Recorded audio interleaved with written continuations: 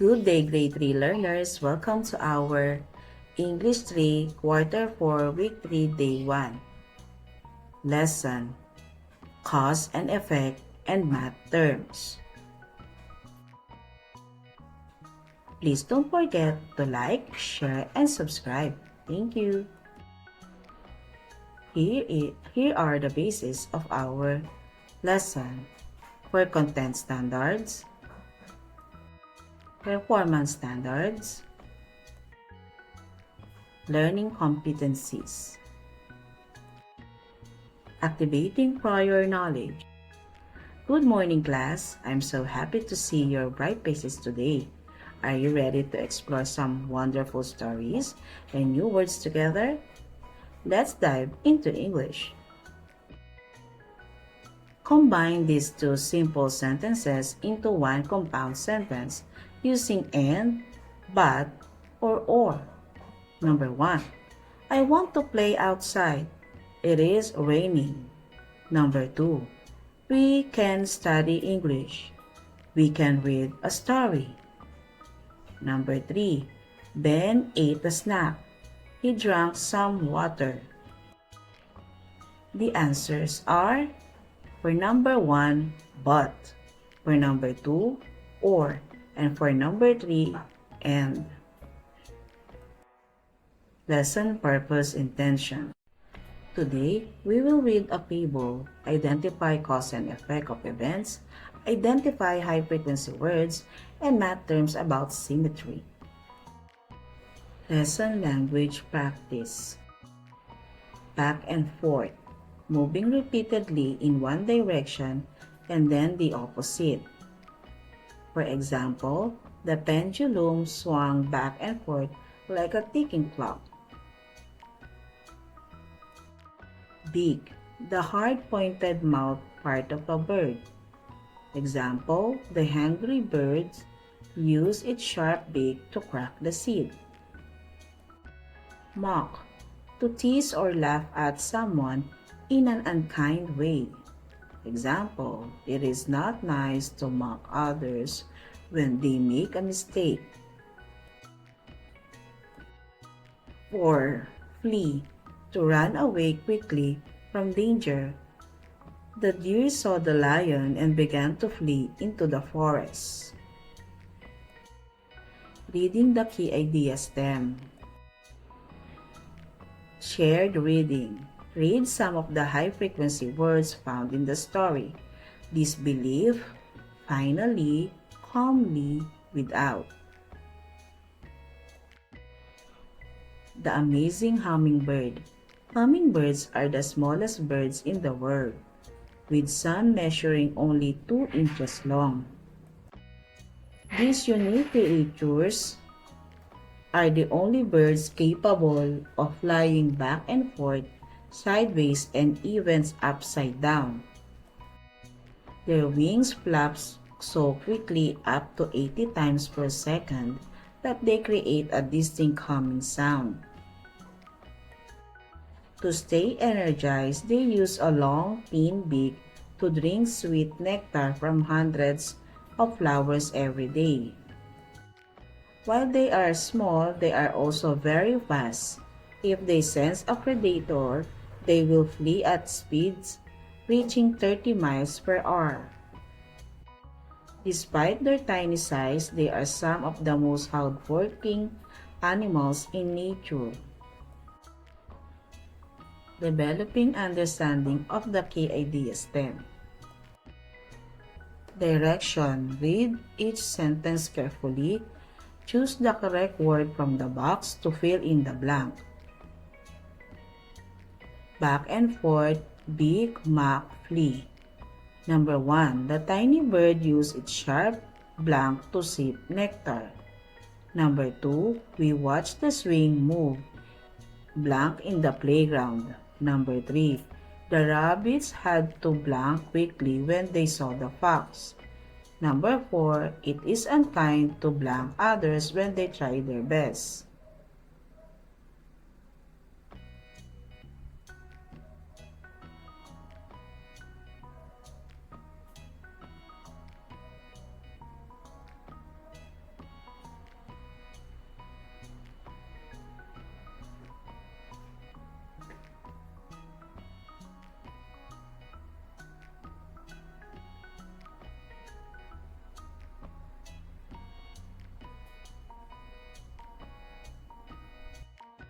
Here are the correct answers. For number 1, beak.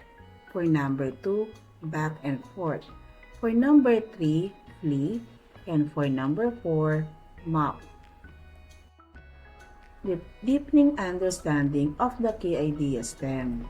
Cause, the hummingbird's wings move in a figure 8 pattern, and the effect, it can hover perfectly still inside mid-air. Direction, match the cause to the effect.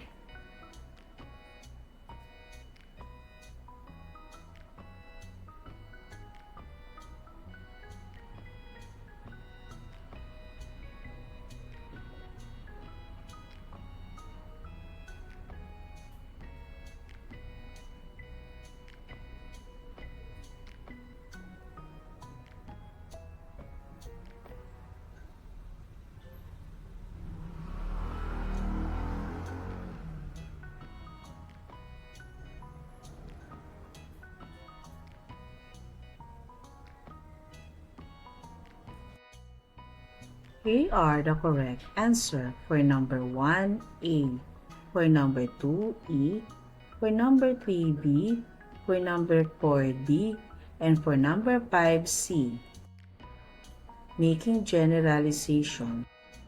Each of us can make a difference no matter how small we are and no matter how big the problem seems. Evaluating learning. Directions, identify the cause and the effect in each sentence. Number 1. Because the hummingbird is very small, it can hide easily. What is the cause and what is the effect?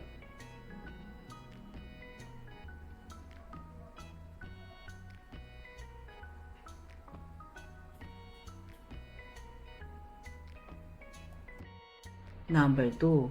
The bird was hungry, so it used its beak to drink nectar. What is the cause and what is the effect?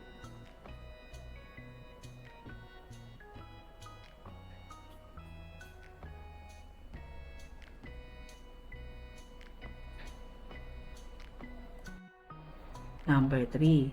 Since the wings move so fast, they make a humming sound. What is the cause and what is the effect?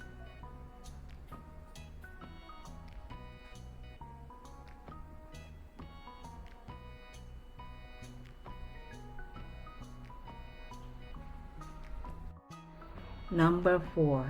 The hummingbird saw a hawk and fled into the trees. What is the cause and what is the effect?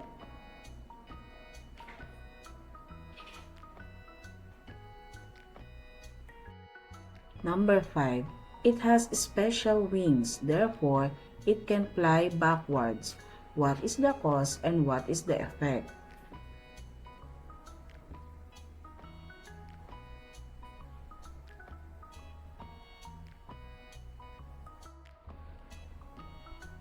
Here are the correct answers.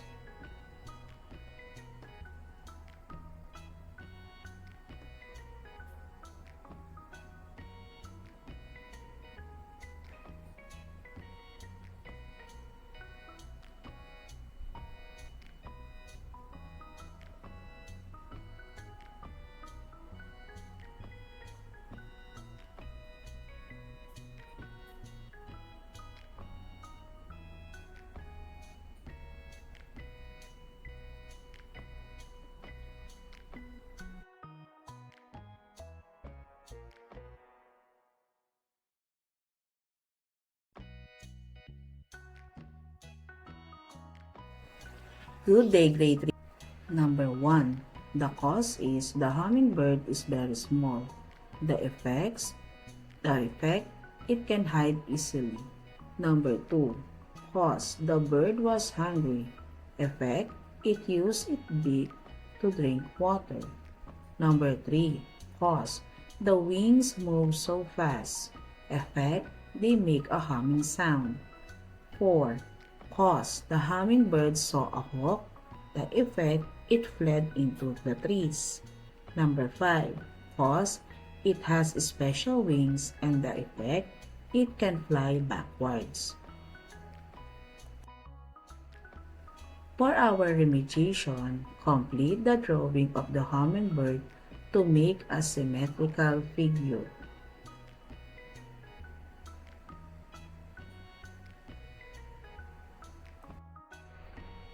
Great job today, everyone. You listen well, share your thoughts, and work hard.